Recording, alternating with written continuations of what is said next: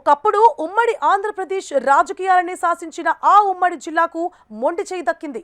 గతంలో ఇక్కడి నేతలకు రాజకీయాల్లో కానీ రాష్ట్ర కేబినెట్లో కానీ సముచిత గౌరవం దక్కేది. కానీ ప్రస్తుతం మంత్రి లేని జిల్లాగా ఆ ఉమ్మడి జిల్లా తయారైంది. రాష్ట్రంలో ప్రభుత్వం ఏర్పాటై 2 ఏళ్లవుతున్నా ఉమ్మడి జిల్లాకు ఒక్క మంత్రి పదవి కూడా ఇవ్వకుండా మొండి చేయి చూపారు. 9 అసెంబ్లీ నియోజకవర్గాల్లో 4 కైవసం చేసుకున్నా ఏ ఒక్కరికి మంత్రి పదవి ఇవ్వలేదు. తెలంగాణలో మంత్రి పదవి దక్కని ఆ జిల్లా ఏది? మంత్రిగా అవకాశం కోసం ఎదురు చూస్తున్న ఆ యువ ఎమ్మెల్యే ఎవరు? Watch the story. తెలంగాణ రాష్ట్రంలో మంత్రివర్గ ప్రాతినిధ్యం లేని జిల్లాగా ఉమ్మడి నిజామాబాద్ మారింది. గత అసెంబ్లీ ఎన్నికల్లో ఉమ్మడి నిజామాబాద్ జిల్లాలో 4 కాంగ్రెస్ అభ్యర్థులు గెలుపొందారు.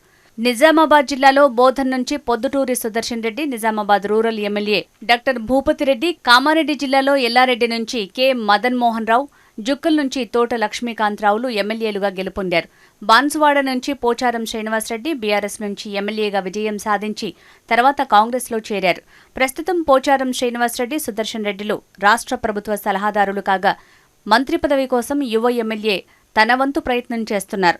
ఎల్లారెడ్డి ఎమ్మెల్యేగా విజయం సాధించిన కె మదన్ మోహన్ రావు ప్రస్తుతం రేవంత్ రెడ్డి మంత్రివర్గంలో చేరేందుకు శక్తివంచన లేకుండా ముందు వరుసలో నిలిచారు. ఎల్లారెడ్డి ఎమ్మెల్యేగా గెలిచిన మదన్ మోహన్ రావు రూరల్ కోటరీ టీంతో పనిచేసిన నేపథ్యం ఉంది. జాతీయ కాంగ్రెస్ అధ్యక్షుడు మల్లికార్జున ఖర్గేతో సైతం మదన్ మోహన్ రావుకి సాన్నిహిత్యం ప్లస్ పాయింట్గా మారింది. తెలంగాణ కాంగ్రెస్ ఐటీ సెల్ చైర్మన్గా ఉన్న మదన్ మోహన్ రావు దేశవ్యాప్తంగా కాంగ్రెస్ ఐటీ సెల్ బలోపేతం కోసం రాహుల్ గాంధీ టీంతో పనిచేయటం, మంత్రివర్గ రేసులో ముందు వరుసలో ఉన్నానని ప్రచారం జరుగుతోంది. ప్రస్తుతం రేవంత్ రెడ్డి మంత్రివర్గ విస్తరణ డిసెంబర్ నెలలో జరిగే అవకాశముందని పార్టీ వర్గాలు చెప్తున్నాయి. 3వ విడత మంత్రివర్గ విస్తరణలో ఉమ్మడి నిజామాబాద్ జిల్లా నుంచి ఒకరికి అవకాశం ఇవ్వాలని భావిస్తున్న తరుణంలో ఎమ్మెల్యే మదన్ మోహన్ పేరును ఖరారు చేసే అవకాశముందని పార్టీ నేతలు అంటున్నారు. యువ ఎమ్మెల్యే మదన్ మోహన్ రేసులో ముందు వరుసలో నిలిచారు. 2 ఏళ్లుగా మంత్రివర్గ విస్తరణలో ప్రాతినిధ్యం లేని జిల్లాగా నిజామాబాద్ కావడంతో యువ ఎమ్మెల్యేకు అవకాశం వచ్చే పరిస్థితి కనిపిస్తోంది. 2014లో జహీరాబాద్ నుంచి టీడీపీ ఎంపీ క్యాండిడేట్గా, 2019లో కాంగ్రెస్ ఎంపీ అభ్యర్థిగా పోటీ చేశారు. 2019లో స్వల్ప ఓట్ల తేడాతో ఓటమి చెందారు. కానీ 2023 అసెంబ్లీ ఎన్నికల్లో ఎల్లారెడ్డి కాంగ్రెస్ అభ్యర్థిగా మదన్ మోహన్ పోటీ చేసి 24,000 ఓట్ల మెజారిటీతో విజయం సాధించారు.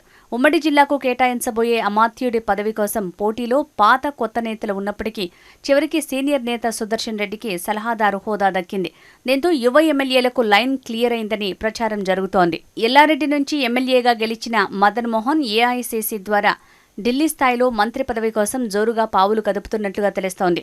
ఏఐసీసీ ఐటీ వింగ్కు సేవలు అందించిన అనుభవాన్ని దృష్టిలో పెట్టుకుని ఢిల్లీ పెద్దలతోనే నేరుగా సంప్రదింపులు చేస్తున్నట్లుగా ఊహాగానాలు సైతం వినిపిస్తున్నాయి.